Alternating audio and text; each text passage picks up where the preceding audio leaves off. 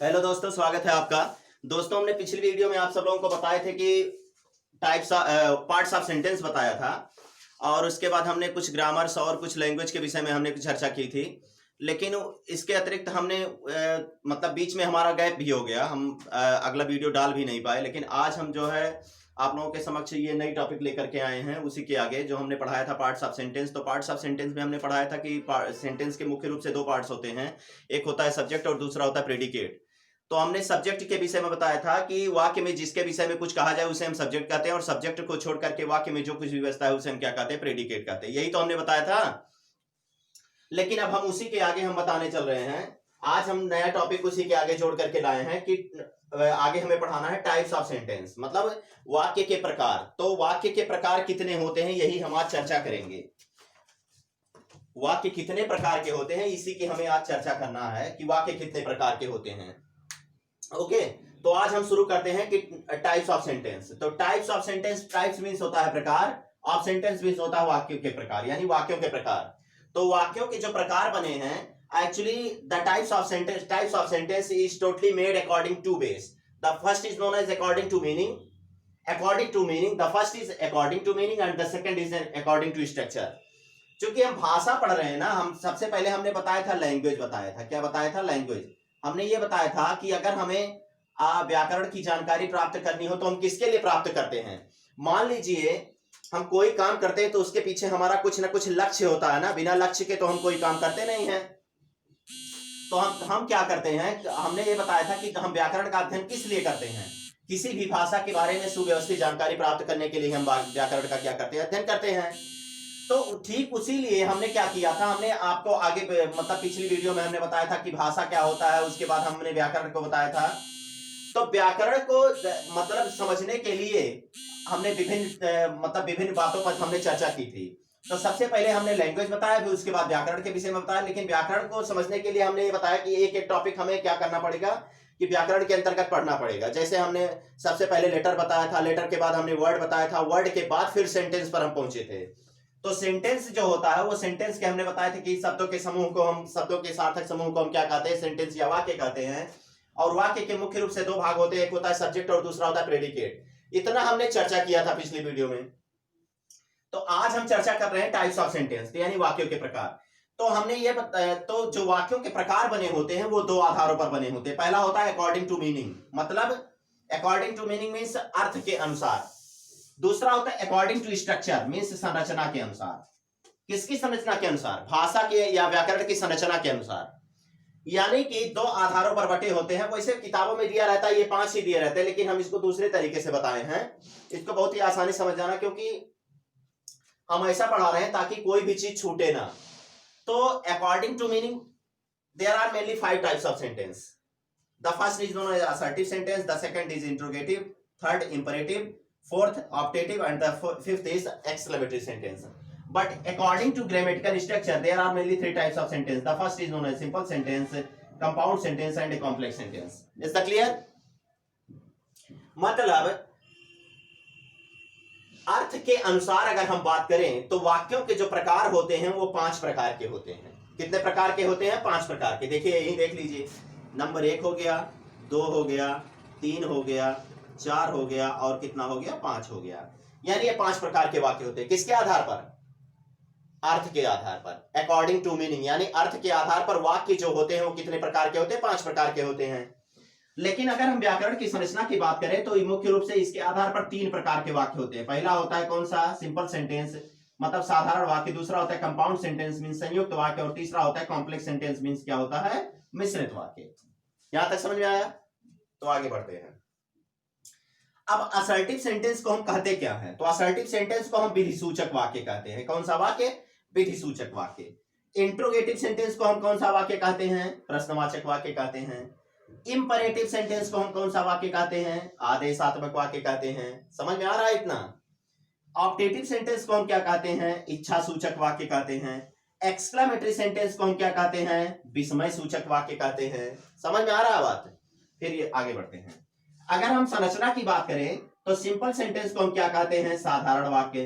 Compound sentence को क्या कहते हैं, संयुक्त वाक्य। और कॉम्प्लेक्स सेंटेंस को क्या कहते हैं, मिश्रित वाक्य। यहां तक समझ में आया? तो आगे बढ़ते हैं। यानी according to meaning there are mainly 5 types of sentence. The first is known as assertive sentence, the second is interrogative, third imperative, fourth optative, and fifth is exclamatory sentence. But according to grammatical structure there are mainly 3 types of sentence. The first is known as simple sentence, the second is compound sentence, and the third is complex sentence. यानी पहला होता है विधि सूचक वाक्य, दूसरा होता है प्रश्नवाचक वाक्य, तीसरा होता है आदेशात्मक वाक्य, और चौथा होता है इच्छा सूचक वाक्य, और पांचवा होता है विस्मय सूचक वाक्य। लेकिन इसके अनुसार यानी संरचना के अनुसार पहला होता है साधारण वाक्य, दूसरा होता है संयुक्त वाक्य, और तीसरा होता है मिश्रित वाक्य। यहां तक क्लियर? नोट कर लीजिए।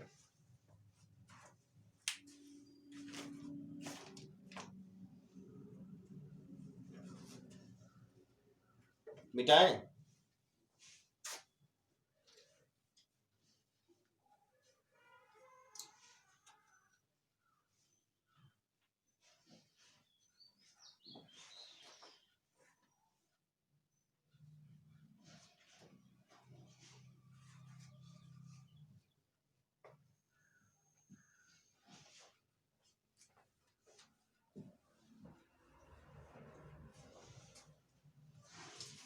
अब पहले हम अर्थ के अनुसार की बात करते हैं, यानी अकॉर्डिंग टू मीनिंग की बात करते हैं।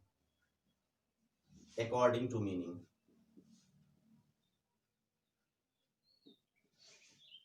अकॉर्डिंग टू मीनिंग इसका मतलब अर्थ के अनुसार।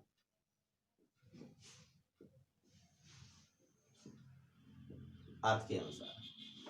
अब इस अर्थ के अनुसार मुख्य रूप से 5 प्रकार के वाक्य होते हैं। ये तो हमने अभी बताया था थोड़ी देर पहले। ये 5 प्रकार के होते हैं।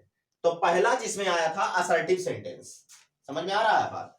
तो सबसे पहले हम उठाते हैं कौन सा sentence? Assertive sentence. Assertive sentence जिसे हम बोलते हैं विधि सूचक वाक्य। कौन सा वाक्य? विधि सूचक वाक्य। विधि सूचक वाक्य। अब ये विधि सूचक वाक्य होता क्या है, इसको भी समझ लीजिए। एक एक करके समझ लीजिए तो आसानी से एग्जाम में हमारे हल करने में हमें आसानी होती है।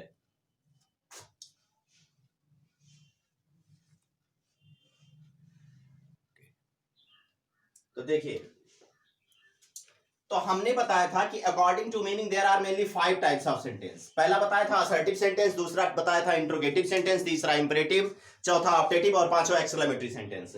तो dear student, now we are going to discuss about assertive sentence. According to meaning there are mainly 5 types of sentence and we are going to discuss the first type of sentence, assertive sentence. हम पहले प्रकार का अर्थ के अनुसार जो 5 प्रकार के वाक्य हैं, उसमें पांचों प्रकार के वाक्यों में सबसे पहले हम स्टार्ट करने जा रहे हैं असर्टिव सेंटेंस कि वास्तव में असर्टिव सेंटेंस होता क्या है। तो असर्टिव सेंटेंस को विधि सूचक वाक्य कहते हैं। कौन सा वाक्य कहते हैं? विधि सूचक वाक्य। अभी विधि सूचक वाक्य होता क्या है ये भी देख लीजिए। तो हमने बहुत साधारण सी परिभाषा लिखवाई है कि when we want to present, जब हम क्या करना चाहते हैं? प्रस्तुत करना चाहते हैं एनी टाइप्स ऑफ इंफॉर्मेशन, किसी प्रकार की सूचना, और इवेंट या किसी प्रकार की घटना को प्रस्तुत करना चाहते हैं। इवेंट को हम पोस्ट में एक्शन भी लिख सकते हैं। क्या लिख सकते हैं? एक्शन भी लिख सकते हैं, ऐसी बात नहीं है। अगर हम एक्शन लिखना चाहें तो एक्शन भी लिख सकते हैं। तो when we want to present any types of information or event, then we use assertive sentence. It always ends with full stop. यानी जब हमें किसी प्रकार की सूचना अथवा घटना को प्रस्तुत करना हो, घटना मीन्स एक्शन, किसी प्रकार की सूचना अथवा घटना को प्रस्तुत करना हो, तो हम किसका प्रयोग करते हैं? असर्टिव सेंटेंस का प्रयोग करते हैं। And it always ends with full stop, और इसकी प्रमुख विशेषता यह है कि इसका अंत हमेशा किससे होता है?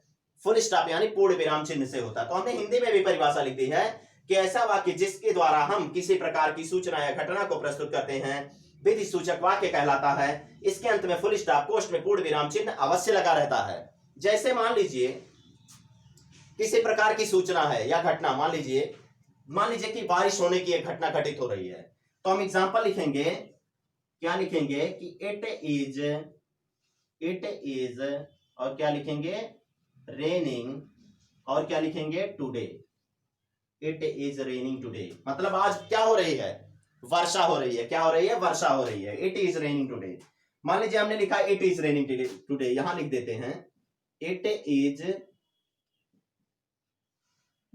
रेनिंग, और क्या हो जाएगा, today, it is raining today. अब बात आ रही है समझ में? वही चीज हो सकता है नीचे ना आ रहा हो, कैमरे में नीचे थोड़ा सा दिक्कत है, तो हमने ऊपर लिख दिया है इट इज रेनिंग टुडे। मतलब ये क्या है, घटना घट रही है। घटना मीन्स एक्शन हो रहा है। आज वर्षा हो रही है, आज वर्षा हो रही है, यही तो हुआ इसका मतलब। यानी जब हमें किसी प्रकार, जैसे मान लीजिए आ गया कि आई एम गोइंग, क्या लिख दिए, आई एम गोइंग, तो देखिए एक घटना या कार्य हो रहा है ना, मतलब एक सूचना भी हमें मिल रही है। तो ऐसा वाक्य जिसके माध्यम से हमें किसी प्रकार की सूचना या घटना को प्रस्तुत करना हो, जिसके द्वारा हमें किसी प्रकार की सूचना या घटना को प्रस्तुत करना हो, उसे हम कौन सा वाक्य कहते हैं, असर्टिव सेंटेंस यानी विधि सूचक वाक्य कहते हैं। जैसे मैं खाना खाता हूं, तो एक प्रकार की सूचना है ना या घटना है। कोई भी काम होगा वह चाहे किसी सूचना के अंतर्गत आएगा और चाहे किसी घटना के अंतर्गत आएगा या किसी कार्य के अंतर्गत आएगा। हम कोई भी, मान लीजिए अगर हम ये इस मार्कर को ऐसे कर रहे हैं तो ये भी एक प्रकार का घटना या एक्शन है, क्योंकि जब किसी कार्य का करना या होना पाया जाता है तो उसे हम क्या कहते हैं, क्रिया कहते हैं। यही तो होता है। तो जब हमें किसी प्रकार की सूचना या घटना को प्रस्तुत करना हो तो ऐसी परिस्थिति में जिस प्रकार के वाक्य का प्रयोग करते हैं उसे हम कौन सा वाक्य कहते हैं, असर्टिव सेंटेंस या विधि सूचक वाक्य कहते हैं। जैसे it is raining today, I am going to market, I am eating food, मैं भोजन कर रहा हूं या भोजन खा रहा हूं। समझ में आ रहा बात ना? तो कुल मिला जुला करके जब भी हमें सूचना या घटना को प्रस्तुत करना हो तो इस प्रकार के वाक्य को हम कौन सा वाक्य कहते हैं, असर्टिव सेंटेंस या विधि सूचक वाक्य कहते हैं।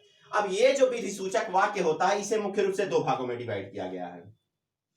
एक होता है पॉजिटिव और दूसरा क्या होता है, नेगेटिव। बात आ रहा है समझ में? मतलब एक होता है पॉजिटिव सेंटेंस, दूसरा होता है नेगेटिव सेंटेंस। क्योंकि जो घटना घटित होगी वो कभी पॉजिटिव भी घटित हो सकती है और कभी निगेटिव भी घटित हो सकती है। तो जो पॉजिटिव सेंटेंस होता है उसे हम क्या कहते हैं, अफर्मेटिव सेंटेंस कहते हैं। कौन सा वाक्य कहते हैं, अफर्मेटिव सेंटेंस कहते हैं। जैसे मान लीजिए अफर्मेटिव सेंटेंस मींस होता है स्वीकारात्मक वाक्य। कौन सा वाक्य, स्वीकारात्मक वाक्य। बात आ रहा है समझ में? और निगेटिव सेंटेंस दूसरा जो होता है उसे हम बोलते हैं निगेटिव सेंटेंस, निगेटिव। तो जो निगेटिव सेंटेंस होता है इसे हम बोलते हैं नकारात्मक वाक्य। कौन सा वाक्य, नकारात्मक वाक्य। बात आ रहा है समझ में? तो अफर्मेटिव सेंटेंस किसे कहते हैं, when we want to present any types of positive information or event then we use affirmative sentence. And what is negative sentence, when we want to present any types of negative information or event then we use negative sentence. जब हमें किसी प्रकार के सकारात्मक सूचना या घटना को प्रस्तुत करना हो तो उसे हम कौन सा वाक्य कहते हैं, अफर्मेटिव सेंटेंस। और जब हमें किसी प्रकार के नकारात्मक सूचना या घटना को प्रस्तुत करना हो तो हम जिस प्रकार के वाक्य का प्रयोग करते हैं उसे हम क्या कहते हैं, नेगेटिव सेंटेंस। जैसे मान लो हमने यहां कह दिया कि इट इज रेनिंग टुडे, दूसरा मान लो हम यहां लिख देते कि it is not raining today, it is not raining today. बात आ रहा है समझ में? मतलब देखिए यहां दो प्रकार के वाक्य आए हैं। पहला हमने कहा इट इज रेनिंग टुडे, तो घटना तो हो रहा है या सूचना हमें मिल रही है, लेकिन ये क्या है, स्वीकारात्मक वाक्य है। इसे स्वीकार किया जा रहा है, लेकिन इसे क्या किया जा रहा है, नकारा जा रहा है। इसमें क्या होता है, जब इसका हम हिंदी में अनुवाद करते हैं तो चाहे नहीं निकल करके आता है और चाहे कभी नहीं निकल करके आता है। क्या निकल करके आता है, चाहे नहीं निकल करके आएगा और चाहे कभी नहीं। लेकिन इसमें क्या होता है, इसमें नॉट या नेवर शब्द लगा रहता है। क्या लगा रहता है, नॉट या नेवर शब्द लगा रहता है। समझ में आ रहा है बात? यानी जब हम अंग्रेजी में अनुवाद करते हैं अफर्मेटिव सेंटेंस की तो सिंपली लिखा रहेगा, लेकिन जब हिंदी में उसका अनुवाद करते हैं तो उसमें क्या आएगा, नहीं या कभी नहीं शब्द आता है। और जब हम निगेटिव सेंटेंस की बात करते हैं तो उसमें अंग्रेजी में नॉट या नेवर शब्द लगा रहता है। आ रहा है समझ बात में? तो कुल मिला जुला करके कि जो अफर्मेटिव सेंटेंस होता है उसमें किसी बात को स्वीकार किया जाता है और जो निगेटिव सेंटेंस होता है उसमें किसी बात को क्या किया जाता है, नकारा जाता है। तो एक्चुअली क्या होता है कि जब भी हमें किसी प्रकार की सूचना या घटना को प्रस्तुत करना हो तो ऐसी परिस्थिति में जिस प्रकार के वाक्य का प्रयोग करते हैं उसे हम कौन सा वाक्य कहते हैं, असर्टिव सेंटेंस या विधि सूचक वाक्य कहते हैं। And assertive sentence can be classified in two part, the first is known as affirmative sentence and the second is known as negative sentence. What is affirmative sentence? When we want to present any types of positive information or event, then we use affirmative sentence. And when we want to present any types of negative information or event, then we use negative sentence. Is that clear? कहीं दिक्कत? तो आगे बढ़ते हैं। तो इसको हम और आगे अगली वीडियो में पढ़ाएंगे। आगे बताएंगे। इसमें हम बताएंगे अफर्मेटिव सेंटेंस को और अच्छी तरह से बताएंगे, नेगेटिव सेंटेंस को और अच्छी तरह से बताएंगे। आज थोड़ा सा समय कम है, इस वजह से हम पूरा व्याख्या नहीं कर पाए। नेक्स्ट वीडियो में हम बताएंगे। Thank you. जय हिंद, जय भारत।